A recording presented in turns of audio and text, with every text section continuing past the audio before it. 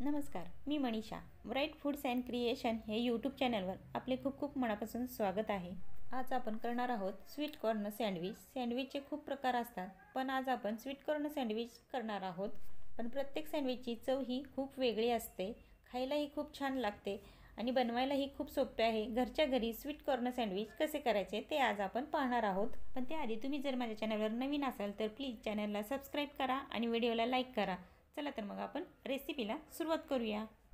सुरुवातीला मी येथे पाणी गरम करायला ठेवलेले आहे. पाणी गरम झाले की यामध्ये आपण स्वीट कॉर्न घालूयात. स्वीट कॉर्न घालून झाल्यानंतर याला थोडेसे हलवून घेऊयात आणि 5 मिनटं याला उकळी येऊ द्यायची.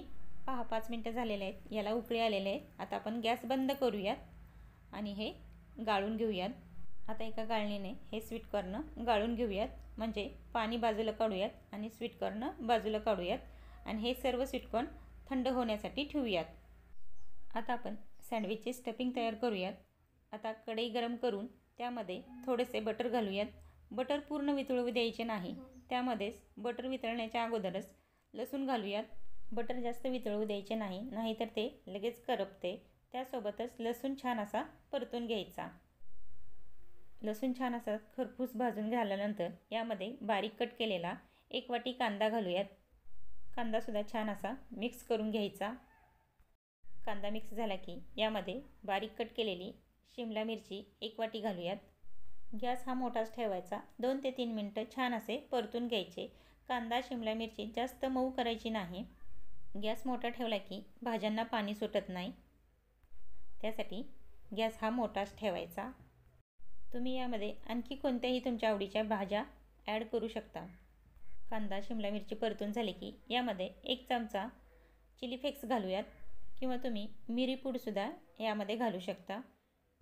थोडेसे ऑर्गेनोसुद्धा घालूयात. हे सर्व छान असे मिक्स करून घ्यायचे. हे सर्व छान असे मिक्स झाले की यामध्ये आणखी 1 चमचा बटर घालूयात.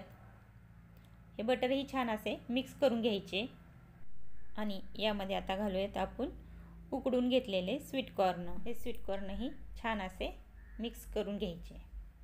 हे सर्व मिक्स करत असताना गॅस हा मोठाच ठेवायचा. हे सर्व छान मिक्स झाले की यामध्ये बारीक कट केलेली थोडीशी कोथिंबीर घालायची आणि कोथिंबीरसुद्धा छान अशी मिक्स करून घ्यायची. गॅस हा मोठा ठेवल्यामुळे भाजीला पाणी सुटत नाही आणि यामध्ये तुम्ही मेयोनीजसुद्धा घालू शकता. आता यामध्ये थोडेसे चीज खिसून घालूयात आणि चीजही मिक्स करून घ्यायचे. हे सर्व व्यवस्थित असे मिक्स झाले की यामध्ये आपण मीठ घालणार आहोत. हे सर्व मिक्स करून गॅस हा बंद करायचा. हे स्टफिंग थंड होण्यासाठी एका भांड्यामध्ये काढून घेऊयात. एकदा का आपले स्टफिंग तयार झाले की आपण 2 मिनटामध्ये सँडविच तयार करू शकतो. आता आपण सँडविच तयार करूयात. त्यासाठी मी एक सँडविच ब्रेड घेतला आहे आणि त्याला आता आपण बटर लावून घेऊयात. ब्रेडच्या एका बाजूला बटर लावून झाली की ही बाजू आपण पलटून घेऊयात आणि दुसऱ्याही बाजूला थोडेसे बटर लावून घेऊयात. बटर थोडेसे मऊच असावे, म्हणजे व्यवस्थित आपल्याला लावता येईल. सर्व बाजूला आपण बटर लावून घेणार आहोत. ब्रेडच्या दोन्ही बाजूला आपले बटर लावून झालेले आहे. यामध्ये आता स्टफिंग भरून घेऊयात. आता या ब्रेडवर स्टफिंग भरून घ्यायचे. आपल्याला हवे तेवढे यामध्ये आपण स्टफिंग भरू शकतो.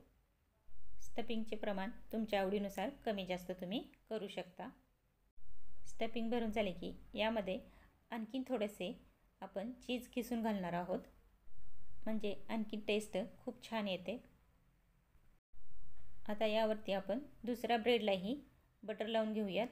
दुसऱ्या ब्रेडलाही बटर लावून झाले की बटर लावलेली बाजू ही आपण स्टफिंगवर ठेवणार आहोत आणि वरून दुसऱ्या बाजूलाही आपण ब्रेडला बटर लावून घेणार आहोत. तुम्ही तुमच्या घरी कोणकोणते सँडविचचे प्रकार करता तुम्ही मला नक्की कमेंट करून सांगायला विसरू नका. बाहेरून सँडविच आणण्यापेक्षा घरच्या घरी सहज आणि खूप कमी साहित्यात आपण सहज आणि कमी टायमिंगमध्ये सहज करू शकतो. आता हे तयार केलेले सँडविच हे सँडविच मेकरमध्ये घालून आपण शेकून घेऊयात. हे अशा पद्धतीने ठेवायचे आणि हे बंद करायचे आणि 1 मिनटं या बाजूने आणि 1 मिनटं दुसऱ्या बाजूने असे 2 मिनटात आपले सँडविच तयार होते. गॅस हा मीडियमच ठेवायचा. हे सँडविच अगदी तुम्ही आपल्या दररोजच्या वापरामधल्या तव्यामध्ये सुद्धा शेकून घेऊ शकता. चवीला काही बदल होत नाही, खूप छान लागते. आता 1 मिनिट या बाजूने आपण दुसऱ्या बाजूने शेकून घेऊयात. पहा आपले दुसऱ्या बाजूनेही सँडविच शेकून झालेले आहे. आता आपण गॅस बंद करूयात. आता आपण हे काढून घेऊयात. पहा मस्त असं खरपूस असे आपले सँडविच तयार झालेले आहे. पहा सँडविचची दुसरी बाजूसुद्धा खूप अशी क्रिस्पी तयार झालेली आहे, तुम्ही पाहू शकता. आता आपण हे मधून कट करून घेऊयात. कुरकुरीत असे स्वीट कॉर्न सँडविच आपले तयार आहे. वरून असे कुरकुरीत आणि आतमध्ये चीजी असल्यामुळे मस्त असे स्वीट कॉर्नचे सँडविच खूप छान लागते, तुम्ही पाहू शकताय.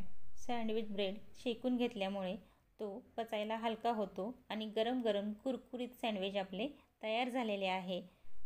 मस्त स्वीट कॉर्न सँडविच कसे वाटले आजची ही रेसिपी नक्की कमेंट करून सांगायला विसरू नका.